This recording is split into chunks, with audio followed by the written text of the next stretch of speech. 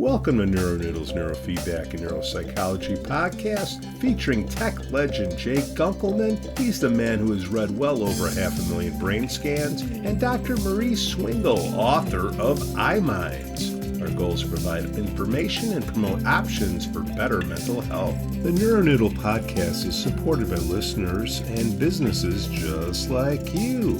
Hello, Dr. Marie. Dr. Mari, I can beat you up because it's only you and I. Marie, I said it. Marie. Mari. You're getting on dialect now. Now you're getting nitpicky. That's dialect. That's Chicago. You come to Chicago, that's how we talk here. I go to That's Canada, the best and I'll say, excuse I've ever heard. It's say, Chicago. I lived 2-3 years, and that's how we talk. Don't put ketchup on hot dogs here. Oh, that I understand. I don't put ketchup on French fries either. Mayo. Mayonnaise. Yum, Yeah, yum. French like to do that. Yeah. So, How many are we today? what'd you say? How many are we today? Jay should be on. Okay. I'm sure he's closing out a Thursday appointment. And Yeah. what was your take on the live chat yesterday? Okay. No, I'm asking, what was your take? Oh, what's my take on it? Yeah. It's good. I mean, we were a bit scrambled, kind of all over the place, but I think when we caught a streamline, I think it's good. Yeah. One of the things, actually, I wanted to message everybody. I kind of ran out of time today, but I like the dynamic between John and I in terms of who's qualified. As long as we don't, I don't want the audience to perceive that we're in conflict, but just to hound home, that you really, really want to be with people who know what they're doing. That would So be I the don't know. disclaimer. Well, I mean, no, that's the fun part, but I Okay. think like we have a huge issue with you can't differentiate who knows what they're doing by degrees alone, right? So, yeah. Well, the best you got is if it was licensed, Mm, like you. Here's Jay. yeah. If it's licensed and the teachings were standardized, then we wouldn't have a lot of these issues. It used to Yeah. be you could go to Yelp or something like that and see the reviews. Now those are all fake. So it's really Yeah, I mean, I have a major issue with reviews now, like yeah. major issue. We have a couple up, like exactly who they are, and you can't do anything about it. Like one is a parent that's pissed off that we wouldn't break confidentiality, and Yeah, this yeah. type of stuff. Yeah. You're not recording yet, are you? Absolutely. Okay, well that ended up, So please. so leave that out, Dr. Murray. Yes, please, yeah. Hey, Okay. Jay. Yeah. Hey, Yeah. I like Joy too. She's nice and Yeah. feisty. I appreciate another female voice. I think that's really, Yeah. really And I told her, hey, for this time slot, if she's around, totally welcome. I just saw she's the president-elect of ISNR, Jay. I don't INSR? I don't track the society's votes and whatnot. I can't attend the meetings. I popped in a few years ago for the Lifetime Achievement Award thing, and that's the last time I could travel. So, Well, I guess she's and taking over for Mark Ford. Is that right? no, Morisetta. Yeah. The Swedish lady. Oh, No, it's Swiss. Ha! See, Pete, that's where you can get me. My partner is Swedish. Whenever you say Swiss, it's like, nah, so I just did it. I I'll be shot.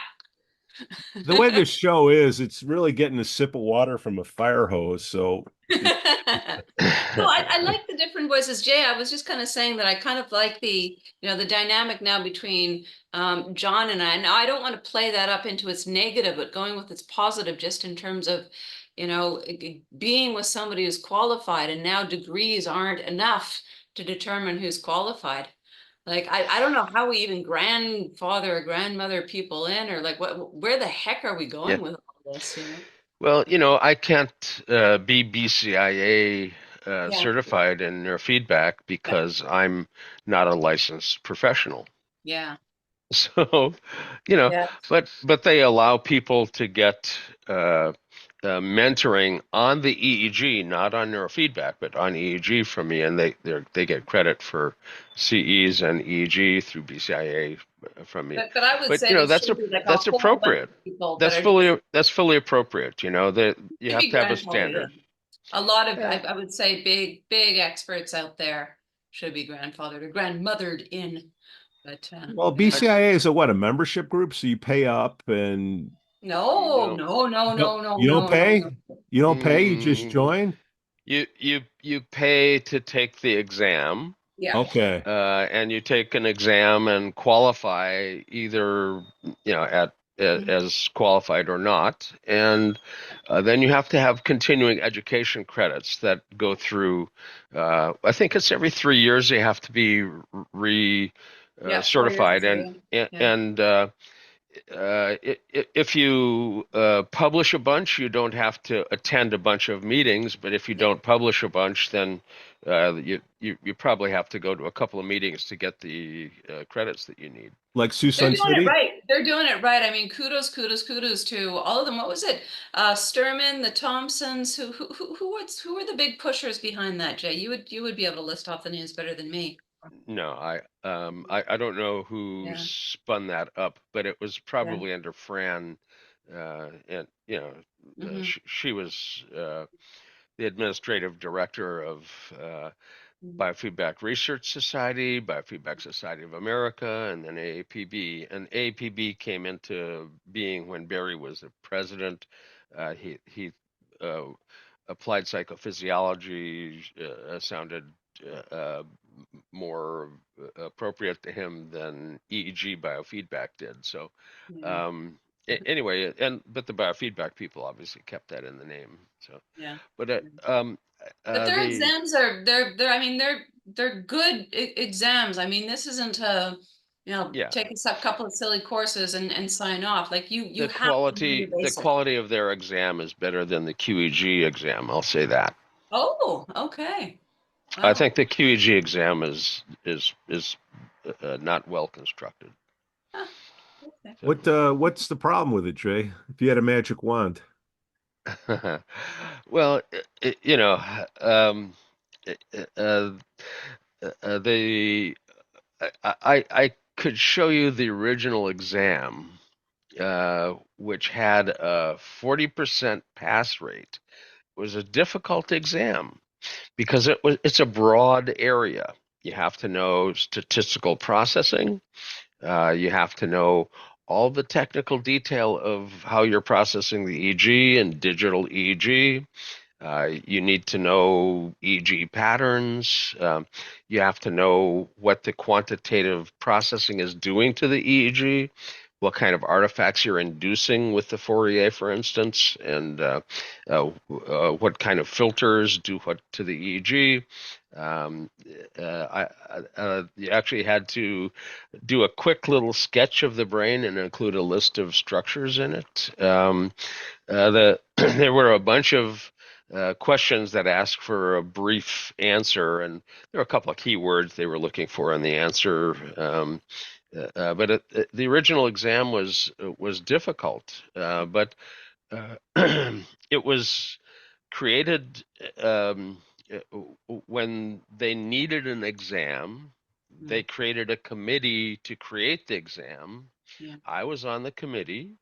I got, me, I got all excited and I submitted true false questions. I submitted multiple choice questions. I did the draw the brain question. I did the match the things across one list to the other questions, the EG pattern recognition questions. And watched And I, everybody fail. but, what, nobody else on that committee submitted one freaking question. No And when way. it came time to actually need an exam, they renumbered all the little pieces I had sent in, Um, and that was the exam. Now, people that took it got an answer back from me as a letter, whether mm, they passed or failed, mm, telling them, congratulations, you passed, but this area you really kind of weren't so hot on, and here's a couple of the papers that you might want to review, and or sorry, but you didn't pass, and here's the areas that you were weak in, and here's some of the material you need to review, for that. So everybody got a personal letter as a response.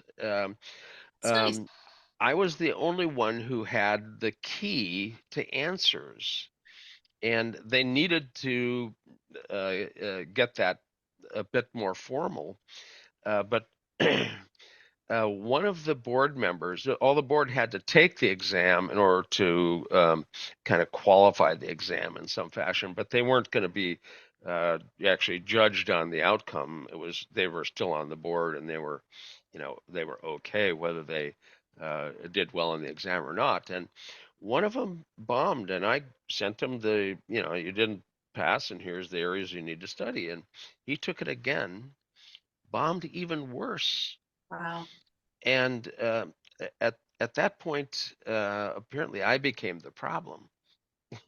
And uh, um, his lady friend at the time was the executive director of the health certification chartering organization, and the certifying body had a charter to certify people. So he asked his girlfriend to send a letter to the certification group that I had to be canned, and the exam had to be redone because I was teaching the answers to people and it was anyway. Um, so the board comes to me and says, "We got this letter. We gotta strip you of your certification and throw you off this board and everything in order to keep our charter. What should we do?" And I said, "What do you mean? What should you do? What does a sacrificial lamb do? It saved the freaking herd. You can't quit certifying people, and Yeah. it doesn't matter if I'm certified or not. I'm not. I pay myself what I pay myself. I'm not going to change that. I run my own company. It won't affect me one way or the other, really, except that I'm the president-elect of ISNR, and on their on their bylaws, it says if you lose a certification or licensure that you can't be a member. So Yeah. I had to, so I told him, throw me off, and I went to ISNR. I said, I just lost my certification. You have to get a different president-elect. And they said, well, before we do that, let's write a letter of inquiry to the certification board and the chartering organization. Well, it turns out that the chartering organization's executive director didn't tell anybody on the board what she was doing, and she got fired Wow. for, well, Full history. what's your liability if you screw with somebody's licensure? Well, it's not my licensure, it's a certification. It's nothing, really. But, it's still, it could have goofed my presidency at the ISNR, et cetera. So they had liability, and their board saw that liability, hundreds of thousands of dollars, $1 million. Who knows what the hell is going to be claimed in a litigation? And so they fired her on the spot and rescinded anything that she had said. Um, the In the meantime, Also, they had Jay, if it already hadn't have thrown been me off. you, They had already thrown me off, and they rewrote the exam, which had no questions about Sturman at all. It was really heavily tilted towards one of the guys on the board. I mean, their exam was just really They not were good at all. dog people, not cat people. And anyway, they then had that replaced with one that was more well done. But the exam needs to uh, get away from some of their kind of trick questions. Exams shouldn't have a trick question. I'm just thinking, Jay, if this hadn't been you, like somebody whose career really depended on this, that could be tragic. But Oh I yeah. even remember I'm dating myself. It's probably, yeah, close to 30 years ago. maybe 25 years ago, and I wrote the BCIA.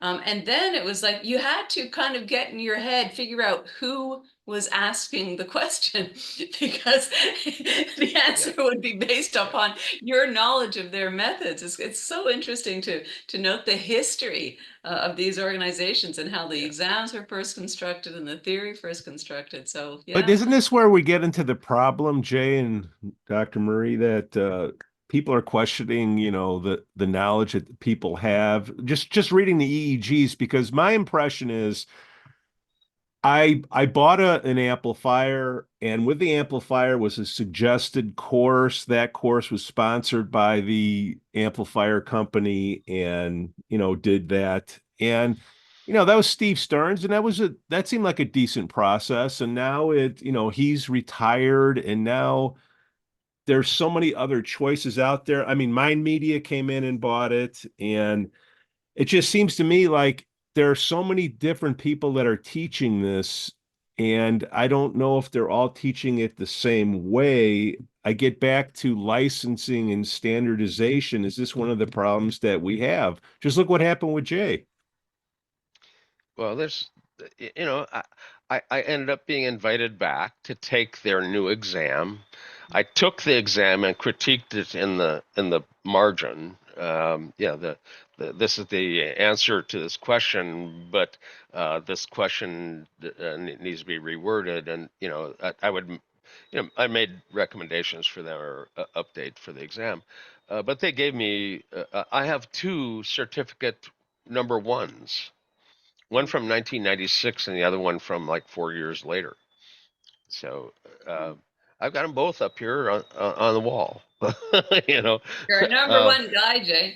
but But they're signed by two different pairs of board members. So. But history's a bizarre, twisting tale, and if you know all of where all the bodies are buried, it's a gigantic graveyard of skeletons. But But that's the fun stuff. I think, yeah, looping back to what Pete was actually asking, I think, yeah, there are many courses out there, and I'd say many extremely qualified people that you would be honored to study under with different methods. And we have to acknowledge that we have different methods, and that's okay. But I would say no matter what method or what mentor you choose to follow, you have to have base knowledge of raw data. It's as simple as that. yeah, Or be able to submit this for second or even first opinion, somebody to process your data who isn't, a button pusher. So essentially, I have major issues, and I know Jay will chime in, and probably everybody on the open chat as well, is anything that's proprietary, where you don't know what they're doing and they won't share it, okay? And what I call now these new parasitic companies, where essentially they're taking everybody else's research, kind of lumping it to in together, claiming it as their own, but then there's nothing feeding that. There's nothing advancing it until it's the second round of parasites. I mean, I might be feeling a little bit political these days, but I think we have to be very, very cautious of where our advancement is coming from, and why. Is it about the science or the mighty dollar? I mean, when science and money combines, it's wonderful. But the business component in terms of the selling of whether it's equipment or courses, we always have to have one eye really, really wide open on that. Like Jay. Ha!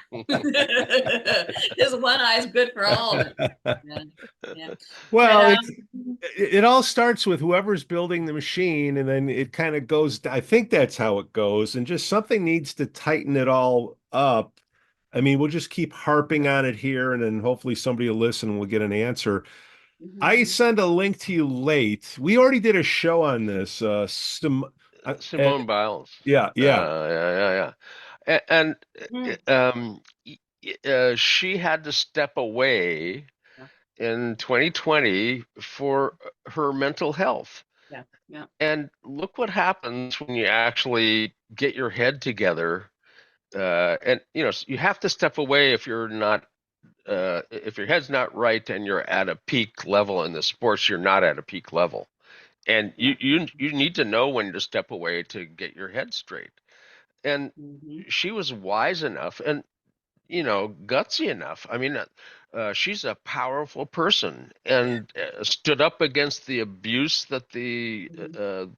the gymnastics team had suffered under the abusive doctor. I mean, Wow. Yeah. um, you know, but she got her head together. Look what happened. Yeah. She's doing moves that nobody can pull except her. So, yeah, you've got to take the time. And Mhm. there's different tools and different ways. I don't know specifically what she did to intervene with herself, but I see other athletes that are in shooting events with Yeah. arrows that are training with brain bit headbands and the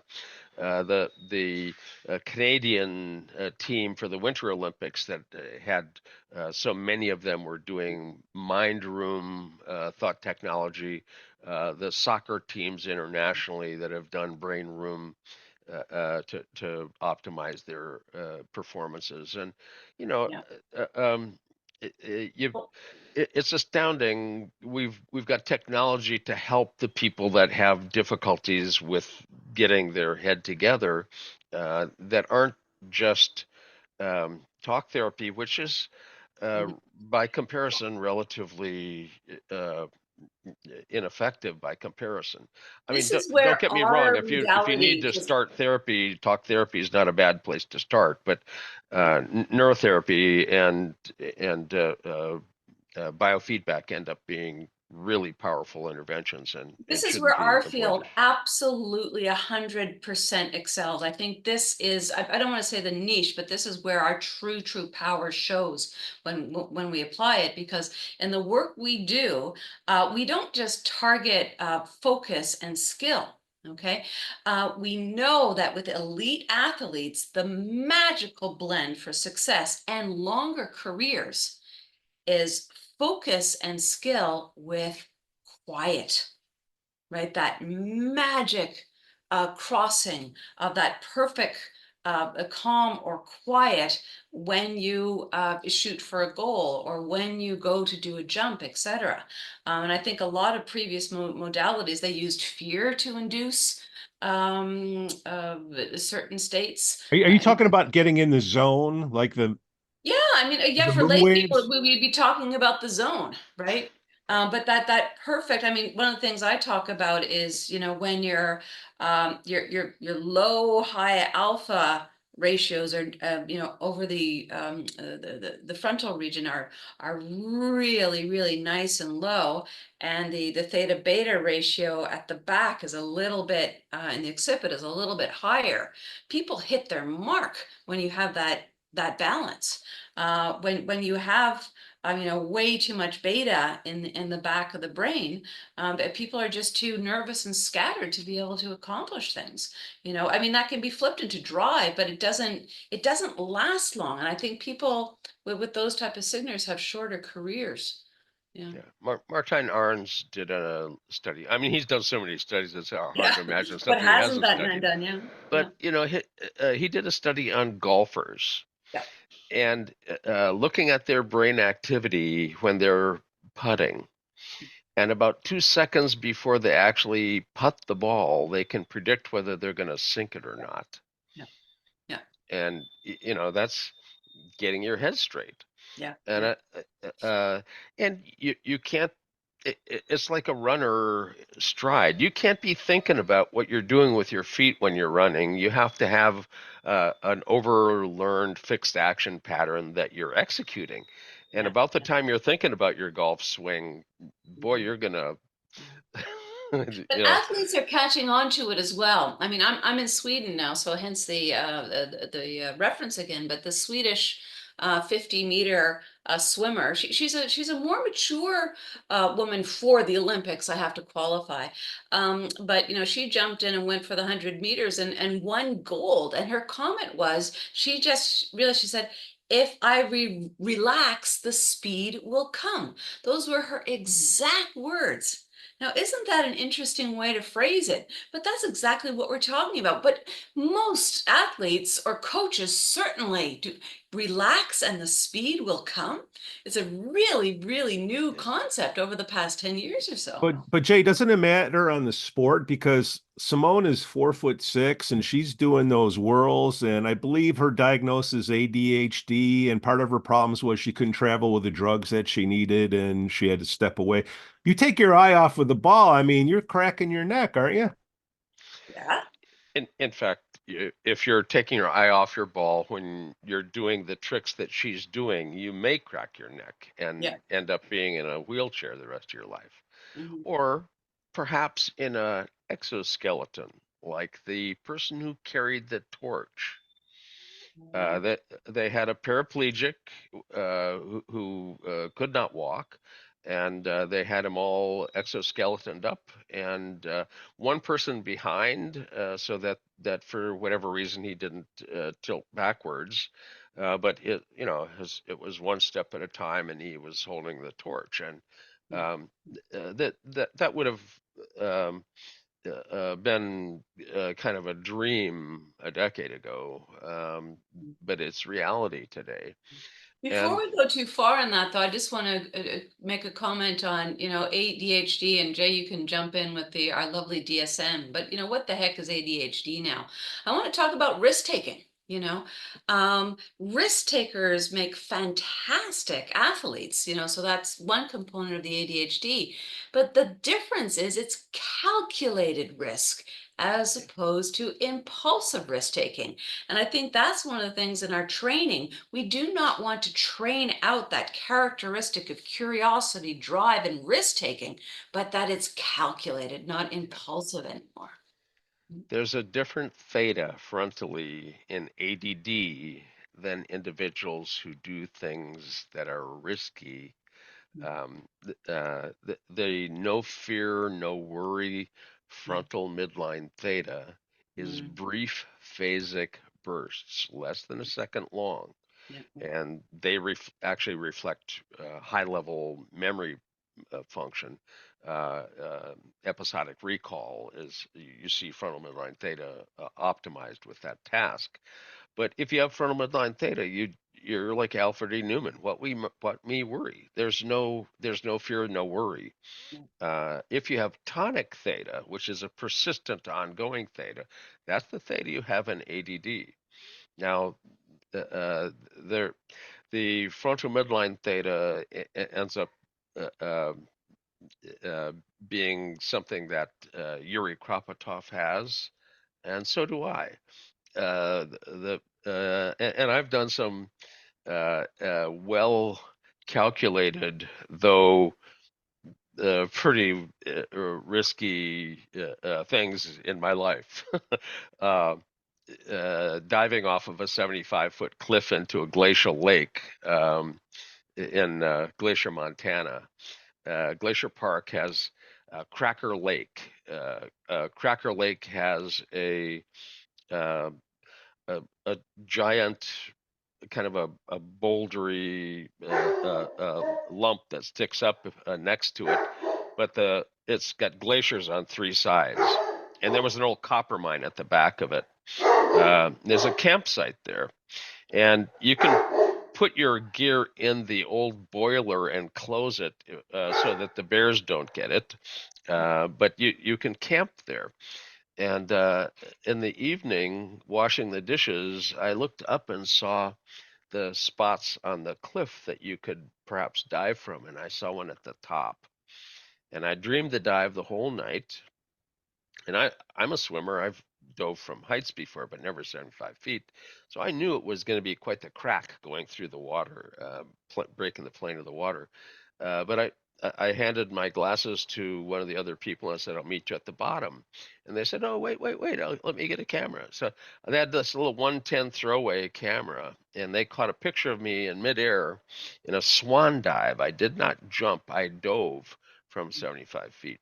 So they catch me in the full arc of the swan dive, and but it's a kind of a fuzzy picture from a 110 throwaway camera. I had some friends going through the picture book and they flipped right past the picture, and I flipped back to it and said, "What do you think about the picture?" And they said, "Well, it's nicely composed with the cliff and the sky and the eagle." I said, "That's not an eagle. It's got cut off shorts in a ponytail. Look at it. It's me diving." Cool They eagle. could. So I've never, and you can't really see in that picture really what the height of the dive was. So it's kind of impossible to really, spot it easily. But it's, you know, um, it, it, it's quite a dive. Let me see if I can. Yeah. Just happen to have it As handy. Jay, yeah, looks for the picture. But I think that's also, in terms of great success in life, great failure in life, and just absolute mediocrity. I think it is about risk taking. It really is. No risk, you're bored, or you're boring, I suppose. Impulsive risk taker, phew, you could end up on the street because of that versus calculated risk. No risk it, no biscuit. Why? Yeah. The reason I brought up Simone Biles is I'm looking for anything that can get the general population to pay more attention. Hold on, let's see the picture. This is not me. You see the little guy high That up? is not an eagle. No, that's somebody who jumped from the spot I dove from. Okay. Yeah, cool. And this is from the glacier side of the area, taken out towards the trail going in. But that gives you an idea of the scale of it. And uh, I don't want to make any gallows humor here, but you weren't having a bad day. no, You- no. Listen, Yeah. motorcycle riding is crazy enough, but how many people ride with a sidecar? Those aren't too stable. So, that's me with hair down my back, and the motorcycle with a sidecar. You take the housing off and a platform on it, and you race the sidecar in the spring in North Dakota when uh, Pipesden Dam has a big flat mud plain, and when the mud discs up into big discs, you can ride on it. But if you start to turn it, it all slides like you're riding on grease. So it's a tough place to race. But people with motorcycles with sidecars meet in the spring and race around there. Um, you That know, old expression, work hard, play hard. I'd say many of us, that's just the way we lived. I don't know, COVID kind of shot a lot of that out. But, there's a certain state of, I would say, high performers in general. But Pete, going back to what you were saying about Simone, I mean, just the absolute courage of this young woman to, pull out before she was on a path to self-destruction, you know? So, flame out in a set of games, by losing or by really, really hurting yourself. I mean, there are a couple of sports, gymnastics, diving, as we went into, Jay's story, where you're dead. You're dead Yeah. if you make a mistake. So yeah, courage and not even knowing whether she would make it back. But I think we also have to talk about, like, what is the job of a coach? Is the job of a coach to take care of a person so that they can perform extremely well for person, team, country? Or is it the job of a coach to just push only for team and country? And Pete, you could probably chime right on in with good old American football here in terms of, the American Gladiators and how, the brain injuries are just pro forma, and we have a lot of blah blah about brain health, etc. But we still send those young men into brain damage and premature death. To close out Simone, Netflix is doing a docu-series. I haven't watched it yet. A user sent me, "Hey, Pete, you need to check this out." I'm like, anything that the general public can get into that kind of says, "I'd like to learn more about mental health." she could be the delivery device to say, hey, it's okay to get things checked out. So I'm going to Yeah. watch it. I'm telling everybody else to watch it. Maybe we can come back here and Yeah. revisit it and see how they Okay. treat mental health on that. Now, Okay. Dr. You Marie, know, what was in our field, we do have people that work with elite athletes, and Yeah. that's their specialty. And Mhm. Vieta Sue Wilson Mhm. is an example of that. And she worked with the Canadian Winter Olympics, and that they cleaned up that winter. Yeah. And she's worked with elite athletes around the world. Um, she was working with Isabella, the tennis player who was the intractable epileptic. And Isabella's graduated with honors from Baylor after 4 years of tennis as a full ride tennis scholarship.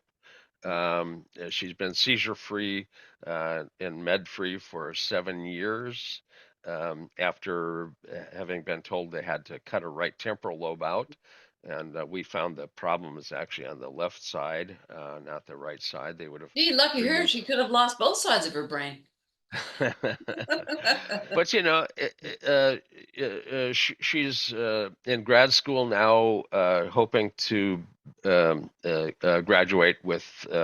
She graduated with honors as an undergraduate, but she's in grad school and hoping to graduate with a degree in communication, and hopes to play tennis professionally and lecture and present about neurofeedback as a treatment for epilepsy.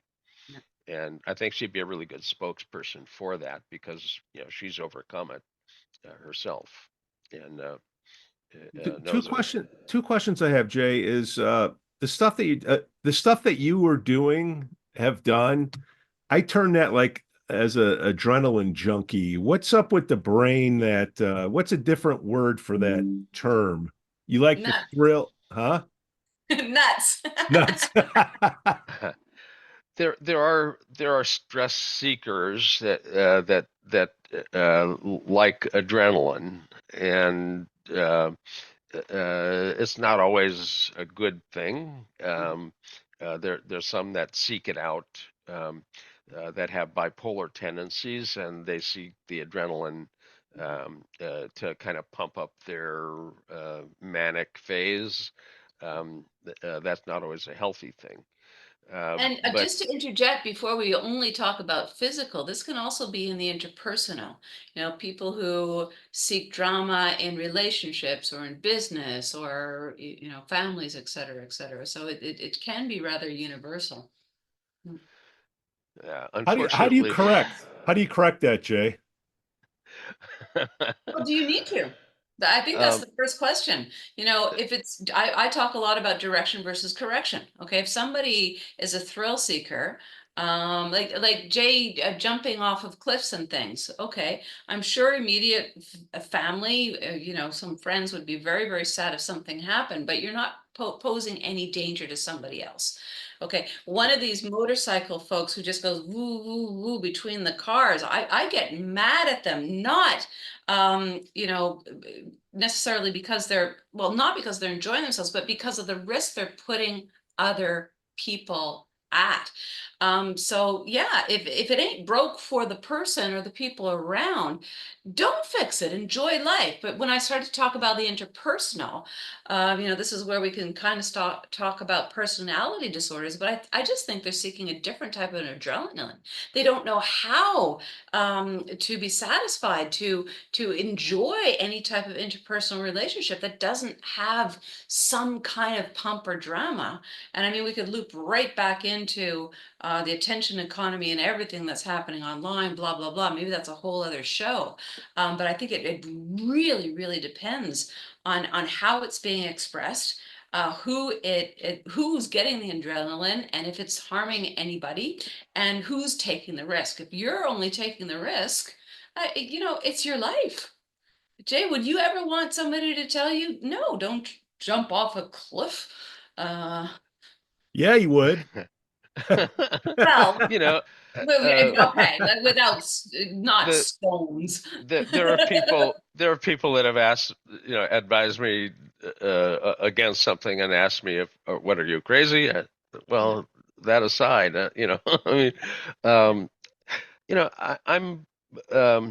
I'm a happy fellow, and I've been a swimmer, and I've dove all my life. So a dive from 75 Calculated feet risk. a dive from 75 feet was the highest one I've ever done. It's almost Acapulco from the cliff's face is 82, which is not much different than 75. Yeah. If you get to the platform to the diving board, it's 87, which is not from the cliff face. But it's you've got to know what you're doing. I've dove from 25 feet before. No, that's similar. You if you don't know what you're doing, you can end up getting hurt hitting the water. Yeah. Um, you don't want a belly flop from 25 feet. 10-meter board? No, definitely not. Well, I mean, I So can't speak to diving, but I mean, I know the like. I get terrified with diving. yeah, It's the way we're wired, but yeah, skiing, oh my gosh, yeah, just right on that edge of danger. I mean, I don't mind disclosing it's the only time my head shuts up. I love it, you know. yeah, Uh, yeah. And I was a competitive swimmer. Swam through my second year at university until I figured I was at university for, I mean, okay. pre-med, not for swimming. Um, but I swam all my life. I had a coach when I was 4. Uh, I, Oh I wow. I was taught to swim at 6 months. Um, my brother was recruited to the Naval Academy as a backstroker. He beat Mike Spitz in a triangular meet.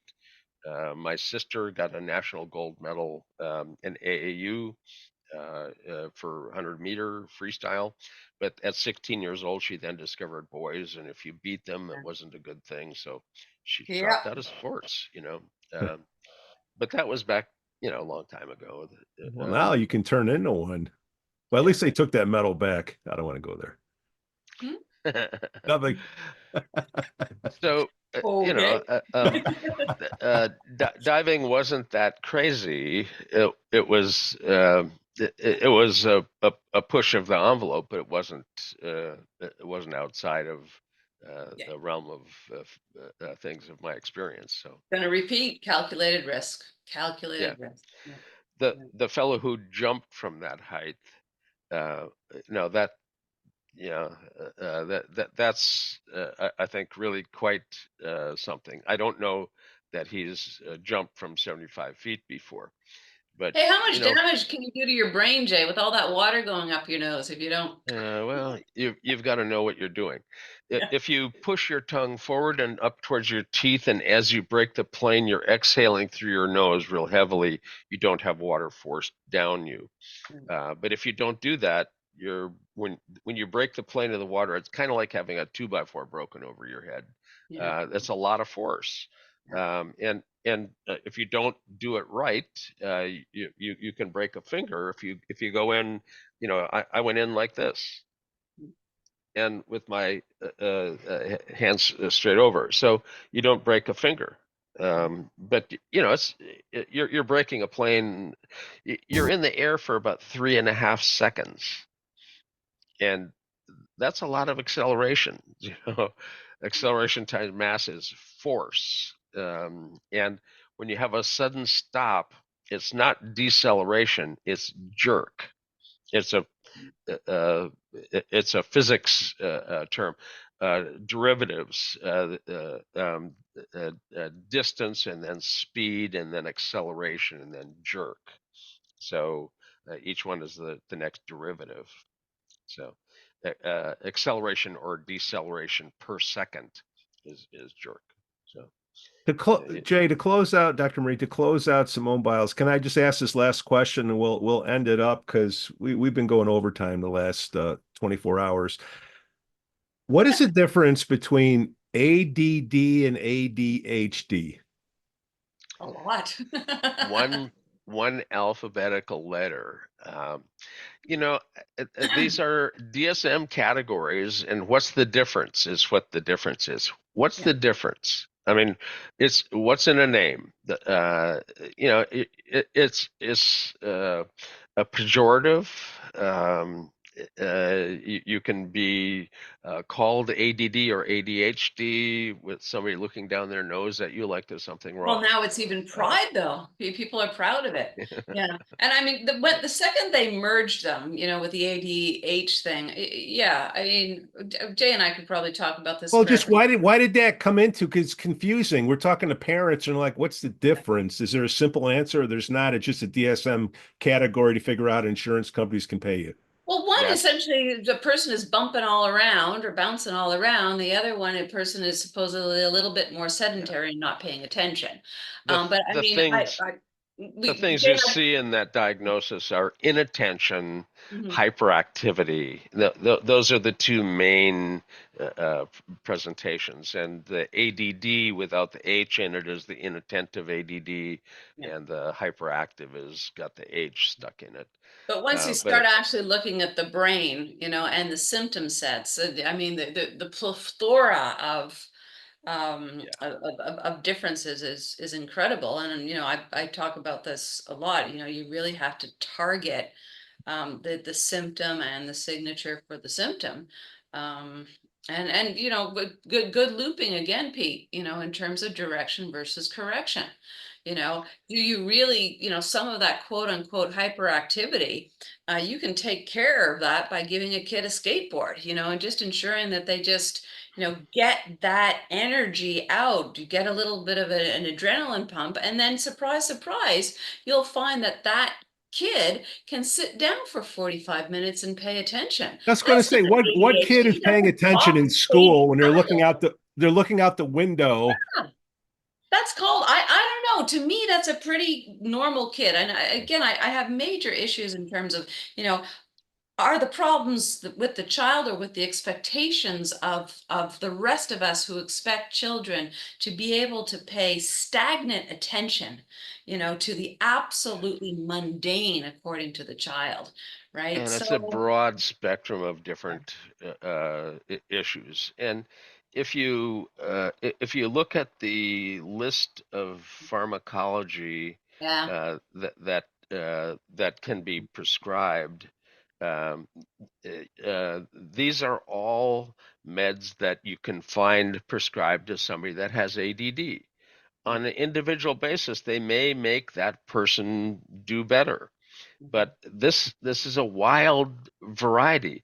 Ritalin's one of the old classics. It's one of the first ones. It's a dopamine reuptake inhibitor. If you have theta in the EEG, that's your drug. Yeah. Vyvanse or an Adderall or amphetamines. If your alpha is really slow at the back of the head, they speed it up and you have better attention skills. Mhm. So it's an amphetamine speeding up alpha. Strattera is a norepinephrine reuptake inhibitor. It's not an agonist, so it speeds up alpha a little bit. Provigil works on orexin. If you can't stay awake and that's your inattention, Yeah. then Provigil's your fix.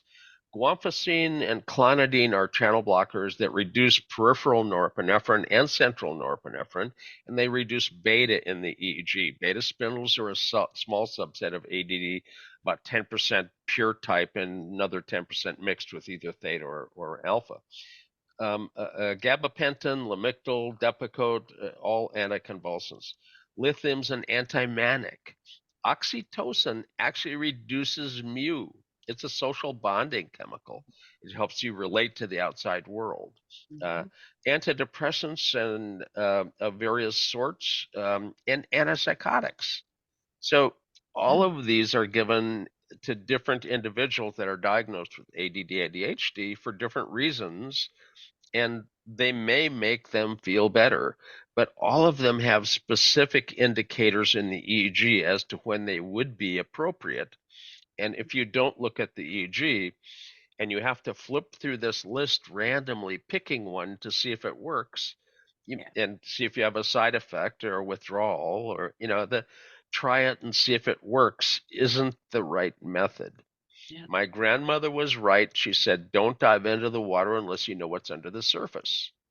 Yeah. And if you do the EEG and you know what the brain is needing based on the biomarkers that are the match for this, then it works. This is the basis of one of the talks at Sassoon this October, going through specifically and talking about the biomarkers that match for each of these meds in ADD, ADHD kids. So, Yeah. And So then the there's other your option. depends, Pete.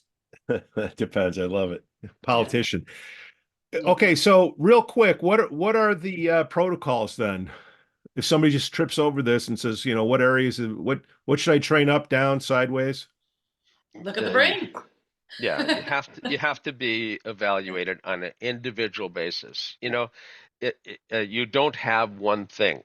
It's a whole wide rainbow of different things that end up under the same rubric. And we need to derubricize it and make it personalized medicine, not generalized medicine. And it needs to be evidence-based treatments. So the EEG is the first step. Quantitatively analyzing it is the second step. And don't forget also about, some of the things that came up in the open chat. What else is the child doing or not doing? Nutrition, sleep, right? On screens 24/7, insufficient exercise, a conflict in the home, bullying. There's so many other things. So Sugar. yeah, start with the brain. We do look at the EEG eyes open and eyes closed, and in the eyes closed EEG for 10 minutes, you can end up assessing the vigilance regulation. There's an entire system of vigilance analysis for the EEG. Gerald Ulrich has written a book about it, the theoretical interpretation of the EEG. I recommend it. It's a whole different way of looking at it, and second by second by second, they actually have an algorithm that can end up classifying what level of vigilance you have, all the way from wide awake to asleep. And there's a lot of steps from being wide awake to being asleep. And Should be. Should be. well, and we see the vigilance regulation of the kids or adults that we were doing testing on. I have to say that a decade ago, we didn't have the wildly poor vigilance regulation that there is now. And probably media, there's other things that people hypothesize, but color of the lights are more blue, and so there's a lot of things, but sleep is apparently suffering, and the level of vigilance during the day suffers if you're not sleeping well. So a lot of times we end up encountering somebody who's got poor sleep, poor vigilance regulation, and we recommend an Oura Ring or a Fitbit or something to monitor sleep, to start to actually look at the quality of sleep and look at it objectively. Yeah. Or just go to bed an hour earlier without a phone. Yeah. Kiss Well, it, keep it simple, yeah. Silly.